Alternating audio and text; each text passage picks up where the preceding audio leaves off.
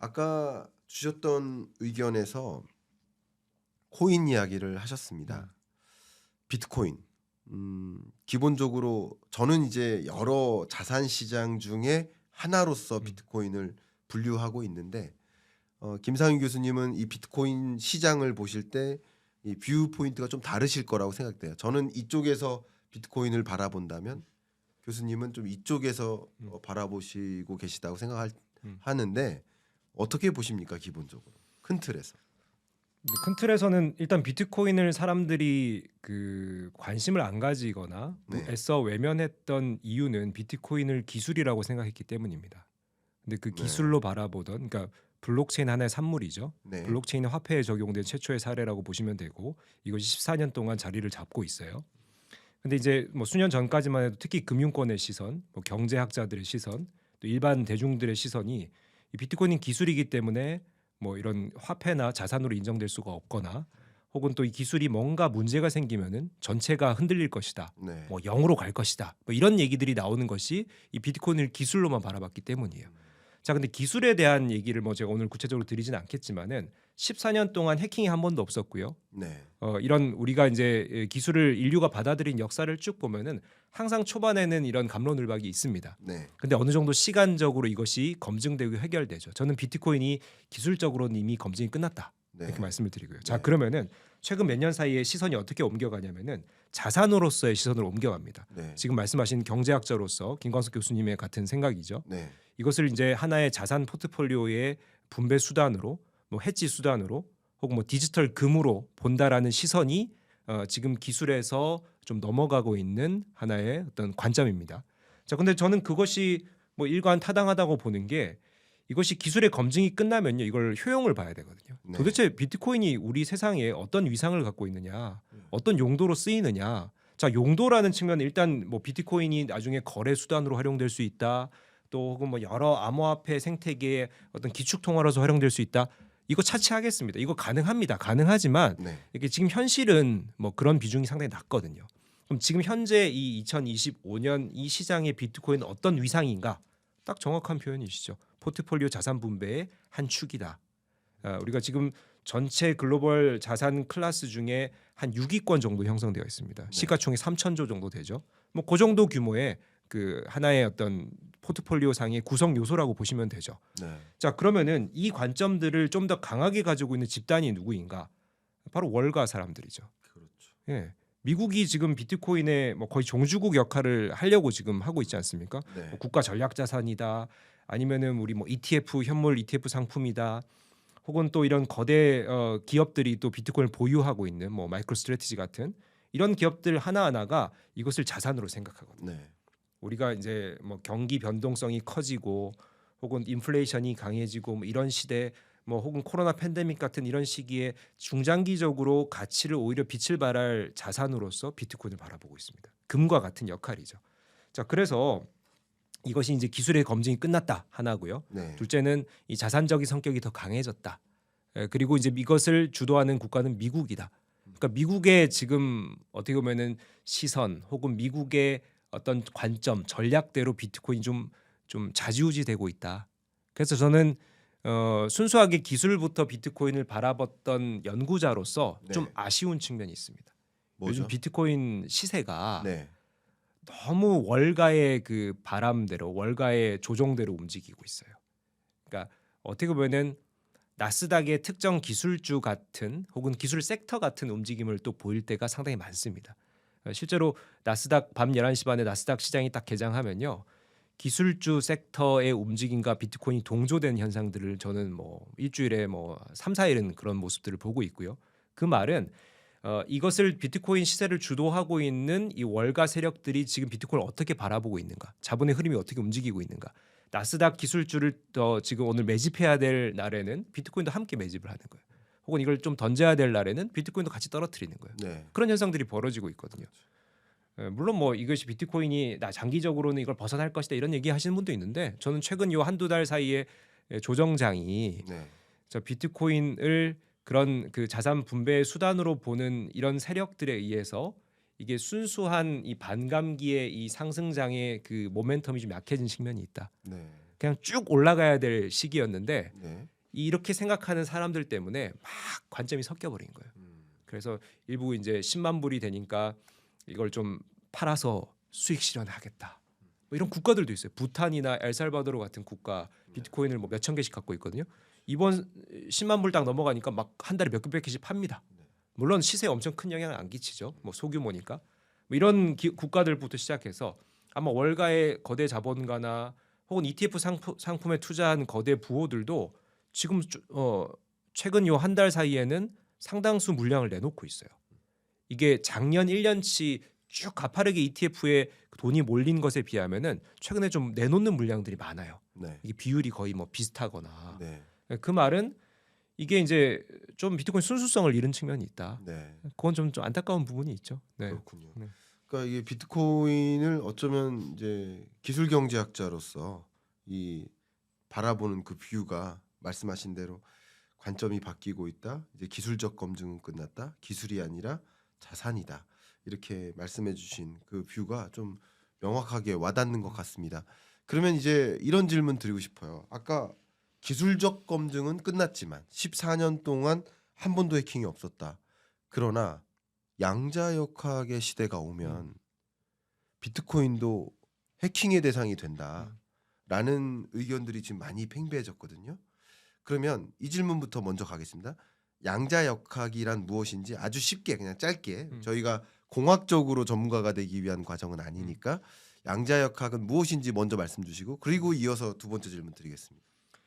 양자역학은 이제 물리학으로 설명해야 되는데 네. 지금 쉬운 사례로 말씀드릴게요. 우리가 빛을 얘기를 할 때 빛의 이중성이라 그러는데 빛이 이제 파동이면서 입자다 이런 얘기 혹시 알고 계신가요? 그럼요. 그렇죠. 네. 우리가 이제 빛을 쭉 파동으로 이게 연속성이 있는 물질로 보다가 이걸 에너지로 계산하려고 하니까 딱 끊어야 돼요. 네. 그래서 그걸 입자론적으로 이제 이론적으로 구축한 사람들이 빛은 입자성을 가지고 있다 이렇게 해석을 하죠. 네. 그 똑같은 현상이에요. 그러니까 빛이라는 것이 파동이면서 입자로도 볼 수 있다라는 거고 네. 양자역학은 이런 그 우리가 예를 들면은 이것이 이제 우리가 양자 컴퓨팅이라고 얘기하는 것과 양자역학을 분리해야 되는데 그렇죠. 양자역학은 물리학의 이론적인 그렇죠. 방금 말씀드린 빛의 이중성과 같은 개념이고 이것을 컴퓨터 분야에 딱 집어넣으면요. 이게 우리가 컴퓨팅을 이제 연산하는 과정에서 우리가 비트라는 것을 이용하죠. 비트는 0과 1입니다. 이진법을 이용하죠. 그럼 비트라는 것을 0과 1이라는 데이터를 이용하는데 이것이 양자역학 개념을 딱 집어넣으면은 이게 0일 수도 있고 1일 수도 있다라는 거예요. 네. 아까 빛이 파동일 수도 있고 입자일 수도 있다라는 것과 같은 개념입니다. 네. 이 똑같은 이거 하나의 개념인데 이걸 두 개로 분리해서 볼 수 있다라는 거예요. 자, 그래서 이걸 이제 컴퓨팅 이 계산 연산 과정에 이 하드웨어에 집어넣으면 어떤 개념이 발생하냐면은 우리가 0과 1로 처리해야 될 것을 우리가 한 비트 안에 특정 시점에 0 아니면 1 혹은 0 아니면 1 이렇게 들어가야 되지 않습니까? 네. 근데 양자역학 개념을 집어넣으면은 요 한 비트 안에 0이 될 수도 있고 1이 될 수도 있고 혼재한다라는 거예요. 그러니까 우리가 좀 뭐 유사한 예로 뭔가 재미있는 그래픽을 볼 때 이렇게 보면 사람 같이 보이고 이렇게 보면 동물 같이 보이고 이런 그래픽 보신 적 있으시죠? 네네. 예, 그런 거예요. 근데 막 이렇게 동물 사람이 이렇게 도는데 내가 정지 버튼을 딱 누르면은 사람, 네. 정지 버튼을 딱 누르면은 동물 이렇게 네. 바뀌잖아요. 그러니까 이것을 그 비트라는 개념에 적용을 하면은 이게 막 뭐 어려운 수학 문제를 계산하는 과정에서 0과 1이 막 공존해서 계산을 하는 거예요. 자, 그 말 쉽게 얘기를 하면은 우리가 계산을 할 때 지금의 기존 전통적인 컴퓨팅 방식에서는 0과 1의 이 개수를 늘려야지만은 즉 비트 수를 늘려야지만 복잡한 계산을 할 수 있었거든요. 왜냐하면은 더 다양한 데이터를 집어넣으려면은 이 비트라는 개수가 많아져야 되죠. 근데 양자역학의 이 큐비트라는 개념 0, 1이 혼재되어 있는 개념을 적용하면은 뭐 아주 쉽게 얘기해서 두 개 비트에서 처리할 것을 하나 안에 처리한다 이렇게 네. 생각하실 수도 있죠. 물론 그 기술적 개념은 그건 아닙니다만은. 네. 자, 0과 1이 막 혼재되니까 이 연산이 엄청 빠르게 일어나는 거예요. 그러니까 이게 복잡한 연산을 아주 빠르게 처리해 준다. 바로 양자역학의 개념이 컴퓨팅에 들어간 것이고 이것이 0과 1의 큐비트라는 방법을 이용합니다. 자, 그래서 이 양자역학이 적용되면 가장 쉽게 진화할 분야가 바로 암호학입니다. 네. 우리 암호학에 쉽게 이제 들을 수 있는 사례로 우리가 캐리어에 그 잠금 장치를 할 때 보통 숫자가 3개로 되어 있잖아요. 0에서 9까지 맞춥니다. 이걸 이제 우리가 손으로도 이거 풀 수가 있잖아요. 000부터 999까지 1000개의 숫자만 손으로 이제 좀 뭐 소위 뻘짓을 하면은 이걸 암호를 찾을 수가 있잖아요. 근데 이거를 좀 빠르게 처리하려면은 동시에 두 손을 막 이용하면 되겠죠. 네. 그러면 더 빠르게 경우의 수를 더 줄일 수 있습니다. 바로 양자역학 개념이 똑같은 거예요. 그러니까 특정 암호를 찾아내는 과정에서 우리가 전통적인 방식인 0과 1을 하나씩밖에 쓸 수 없는 그 전통적인 컴퓨팅 방법을 0과 1이 동시에 혼재하는 이 큐비트라는 개념을 쓰면은 훨씬 더 다양한 경우 수에 더 빠르게 찾아가게 되는 거죠. 그래서 암호학이 가장 이 양자역학의 수혜를 받을 것이다라고 얘기된 이유이고요. 그러다 보니까 이 비트코인이라는 것이 우리가 채굴자들이 채굴을 해가지고 이것을 이제 그 연산이나 이 지난 10분간의 비트코인 전 세계 거래 기록을 채굴자들이 이 수학 문제를 계산해서 이것을 답을 찾은 채굴자들이 이 여러 데이터들을 정리하는 권한을 갖고 여기에 이제 채굴의 인센티브를 받는 것이 비트코인 시스템이거든요. 네. 이걸로 보안이 유지됩니다. 근데 그 채굴자들이 풀어가는 수학 문제 혹은 이것의 검증 과정에서 양자 컴퓨팅이 들어오면은 뚫릴 수 있다라는 게 개념입니다. 그렇죠. 근데 이게 정말 기술적으로는 가능해요. 이게 불가능하지는 않습니다. 다만 중요한 것은 그 정도 비트코인의 지금 현재 보안 시스템을 뚫을 정도가 되려면은 지금 앞서 말씀드린 양자 컴퓨팅의 큐비트라는 것의 개수가 수만 개, 수백만 개가 돼야 돼요.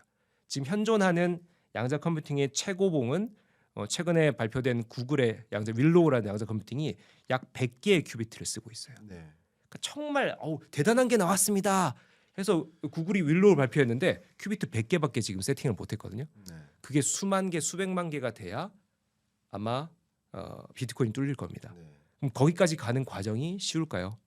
그러니까 이게 10년, 20년 더 필요하다. 이게 10년, 20년이라는 게 명확한 10년이 아니고 정말 좀 이게 물음표라는 거죠. 좀 한참 시간이 흘러야지만은 이게 비트코인을 뚫을 수 있는 정도의 큐비트 하드웨어가 개발될 것이다라는 것이 일단 전제가 돼야 돼요. 그게 만약 그러면 뭐 10년 후에 수만 개, 수백만 개의 큐비트를 보유한 이 왕자 컴퓨팅 하드웨어가 개발이 됐다. 그걸로 끝이 아니에요. 이 비트코인을 뚫을 수 있는 또 관련 해킹 소프트웨어가 개발이 돼야 돼요. 이것도 양자 컴퓨팅이라는 하드웨어 기반으로 소프트웨어가 만들어져야 되는 거죠. 네. 그러면 두 가지 전제가 필요한 거죠. 이런 정말 큐비트 몇만 개, 몇백만 개가 이 비트코인 뚫을 수 있는 하드웨어 개발이 완성돼야 된다. 그 하드웨어 위에서 돌아가는 소프트웨어가 또 완성돼야 된다. 이거 두 개를 갖추는 과정이 저는 10년 만에 달성될 거라고 보지는 않고요. 네. 뭐 어쨌든 뭐 00년이라고 봤을 때 그 사이에 비트코인 암호 체계는 또 발전하지 않겠습니까? 그렇죠. 예, 이런 과정들이 있는 거죠. 그렇죠. 그래서 이제 뭐 저도 양자 컴퓨터를 연구하는 연구자는 아니다 보니 뭐 진짜 다른 전문가분들의 말씀을 들어봐도 이게 양자 컴퓨팅이 정말 뭐 큐비트 몇만 개, 100만 개 이런 정도 하드웨어가 혹시 만들어진다라고 해도 비트코인보다 오히려 지금 현재 보안 체계들, 금융 시스템 이게 더 빨리 붕괴될 것이다. 왜냐하면 비트코인의 암호 체계가 블록체인이라는 것을 이용하고 있기 때문에 지금 기존에 존재하는 여러 암호 솔루션보다 더 강하거든요. 그렇죠. 예. 그래서 오히려 지금 현재 금융망이 더 뚫릴 가능성이 크다. 이렇게 이제 반문하는 이유가 아까 네. 제가 그런 이유들이죠. 그렇죠. 이게 분명히 공격이 있으면은 방어도 있을 것이고 이것이 또 양자 컴퓨팅이 이 기술을 확보하기까지도 시간이 상당히 걸릴 것이고 이런 몇 개의 관문을 넘어서야 된다. 그래서 지금 너무 당장 걱정할 일은 아니다. 네. 기술이라는 것은 변수가 많다. 뭐 이렇게 좀 결론을 정리 드릴 수 있을 것 아, 같습니다. 네. 너무 좋습니다. 제가 우리 김 교수님을 처음 만났던 그 순간이 그때 안 만났어야 되는데 왜 만나가지고 그러게요. 아마 2015, 15년? 16 네, 네, 뭐 그 그쯤이었죠. 정도인데 모바일 프론티어 컨퍼런스에서 제가 이 블록체인과 비트코인을 주제로 그 당시에 강연자로 강연하고 내려왔는데 그 다음 연사로서 네, 다음 발표를 크로스팅되면서 명함을 주고받았죠. 음. 예. 그때 만난 인연으로 여러분 소개시켜드립니다. 정말 훌륭하시죠. 예. 이 훌륭한 메시지 주셔서 너무나 감사한데 어쨌든 정리를 한다면 양자 컴퓨팅이라는 것은 연산 속도를 굉장히 빨리 만드는 슈퍼컴퓨터다. 네. 이렇게 정리하면 네. 될 것 같고요. 그 슈퍼컴퓨터를 이용한다면 여러 영역에서 해킹이 좀 가능해진다. 비트코인도 뚫릴 수 있다. 그러나 이 비트코인의 암호화 체계가 지금 그대로라면 뚫릴 수 있겠지만 이론적으로 가능하다. 그렇죠. 근데 얘도 가만히 있지 않고 양자 컴퓨팅이 비트코인 이 블록체인 영역을 뚫을 수 있게 되려면 아직 한참 남았다. 그리고 그걸 뚫기 전에는 오히려 금융 시스템을 뚫을 것이다. 그죠? 그런 관점도 우리가 생각을 해본다면 경제는 생물이잖아요. 그러니까 생물처럼 양자 컴퓨팅만 혼자 개발되는 게 아니라 나머지 것들도 같이 역동적으로 움직이니까 그런 구조를 좀 생각해 볼 수 있는 계기가 되셨으면 좋겠습니다. 끝으로 이 질문 드리고 싶어요. 어쨌든 지금까지 말씀만 들어보면 양자 컴퓨팅마저 비트코인 못 들어. 그리고 비트코인은 이제 기술적 검증은 끝났어. 그리고 자산으로서 평가해야 돼. 라고 보신다면 뭐 일시적인 조정 절차는 있을지 몰라도 중장기적으로는 비트코인을 좀 긍정적으로 그림 그리시는 것 같습니다. 제가 해석한 게 맞는지 어떻게 비트코인 시장, 자산 시장으로서 어떻게 중기적으로 평가하고 계신지 궁금합니다. 지금 세상에 돈이 넘쳐나잖아요. 네, 돈을 투자할 아이템이 부족해요. 네, 그다음 그 비트코인이 저는 수요가 또 많이 있다라고 보고 이게 이제 아까 제가 기술에서 자산으로 넘어간다라는 것이 결국 과학기술 영역에서 금융과 경제의 영역과 혼합된다라는 거거든요. 네, 이런 변화들이 너무나 우리 기술 주도의 변화들이 많습니다. 네. 비트코인도 그 하나의 어떤 변화로 보시면 될 것 같고요. 네, 다만 지금 이제 오해하실 수 있는 게 뭐 저도 비트코인 얘기를 하다 보면은 뭐 이제 그 시청자분들이 질문을 많이 하세요. 지금 들어가도 됩니까? 네. 뭐 반감기 언제 들어가야 돼? 자, 지금 오늘 촬영일 기준으로 며칠 폭락을 했습니다. 네, 근데 뭐 이런 말씀 드리면 좀 그렇지만은 제가 계속 12월부터 뭐 주변인 분들이나 혹은 출연한 일부 방송에서 한 25%에서 30% 항상 이 상승장에도 큰 조정이 있다. 네, 근데 그 당시에 이제 우리나라 한국 돈으로 1억 5천 정도 찍었고 미화 기준으로 10만 달러를 넘어선 시점에서는 이게 더 치고 올라가기보다는 조정장을 기다려야 된다라고 말씀을 드려왔거든요. 왜냐하면 지금까지 4년 전, 8년 전 그랬어요. 지금은 또 아주 얄팍한 우리 월가 사람들이 또 들어왔기 때문에 얼마나 또 수익 실현 욕구 강하겠습니까? 그런 점에서 이게 그냥 치고 올라갈 것보다는 25% 30% 정도 조정이 들어왔을 때 만약에 투자를 좀 생각하시는 분들이라면 그 타임을 노리시라라고 계속 말씀드렸는데 네, 제가 이제 비트코인 상승론자로 막 또 오해하시는 분들 왜냐하면 저 희망적으로 얘기하니까 네. 기술 관점에서는 네, 그래서 그런 오해는 안 하셨으면 좋겠다. 근데 지금 요 며칠 지금 현재 기준으로 1억 2천만 원대예요. 네, 좀 명확하게 말씀드리면 그리고 또 미화 기준으로 어제 86K까지 떨어졌더라고요. 저는 조금 더 하락이 남아 있다라고 그냥 뭐 이거는 저의 주관적인 의견입니다. 그래서 요것이 이제 단기적으로는 큰 조정이 필요한 시점에서 지금 조정이 되고 있는 거고 이것이 이제 다른 뭐 자산들을 보다 훨씬 조정폭이 크다라는 거 충분히 감안하시고 투자하셔야 된다라는 말씀을 드리고 다만 올해 하반기에 그래도 요걸 조정을 딛고 상승할 가능성이 크다. 그 상승폭은 4년 전, 8년 전에 비해서는 그 정도에 비할 바는 못 될 것이다. 이렇게 말씀드리고 교수님 질문 주신 중장기적으로 저는 비트코인의 가치는 상당히 높게 봅니다. 왜냐하면은 아까 제가 돈은 넘치는데 세상에 돈은 넘치는데 투자할 곳이 부족하다 말씀드렸잖아요. 네, 비트코인이 충분히 기술적으로 검증이 됐다. 그렇다면은 이것이 특정 정부나 특정 화폐에 좌지우지되지 않는 특정 권력에 좌지우지되지 않는 하나의 대안적인 투자 자산 성격을 너무나 잘 갖고 있기 때문에 특히 미국이 또 주도하는 또 이런 그 가상자산 시장에 충분히 수혜를 입을 것이다. 그래서 이걸 좀 중장기적으로 투자하신다라고 하면은 다만 들어가는 시점 조심하시고 그건 충분히 좀 희망적으로 볼 수 있고 앞으로 또 용도가 많이 생길 것이다. 이것이 비트코인이 만들 변화는 비트코인만의 변화가 아니라 블록체인과 가상자산 생태계 전체의 변화거든요. 이렇게 좀 보시면 될 것 같습니다. 아, 네. 여러분 아마 이렇게 긴 시간 1시간여 동안 기술 패러다임의 변화와 또 그 속에 담겨 있는 지정학적, 경제학적, 또 자산 시장의 움직임까지 같이 이렇게 들여다볼 수 있는 기회가 됐을 거라고 생각이 되고 김상훈 교수님께서 이미 집필하신 엑스트로피 이 저서에 더 관심 있으시다면 고정 댓글 상단에 제가 링크를 남겨놓을 테니까 한번 확인해봐 주시길 바라고 또 김상윤 교수님께서 유튜브 채널을 시작하셨어요. 예, 유튜브 채널도 부끄러울 정도입니다. 아닙니다. 예, 그 링크도 밑에 이렇게 남겨드릴 테니까 역시 책과 기술을 읽어준 남자 이런 걸 써야 되나요? 그러면 그때부터 망합니다. 망합니까? 예. 네, 알겠습니다. 농담입니다. 지금 딱 좋습니다. 네네. 예. 그런 관점에서 더 관심 있는 주제들 있는지 확인해 봐 주시길 또 부탁드리고 이상 오늘 김상윤 교수님과의 토론 마무리하도록 하겠습니다. 감사합니다. 네, 즐거웠습니다. 네.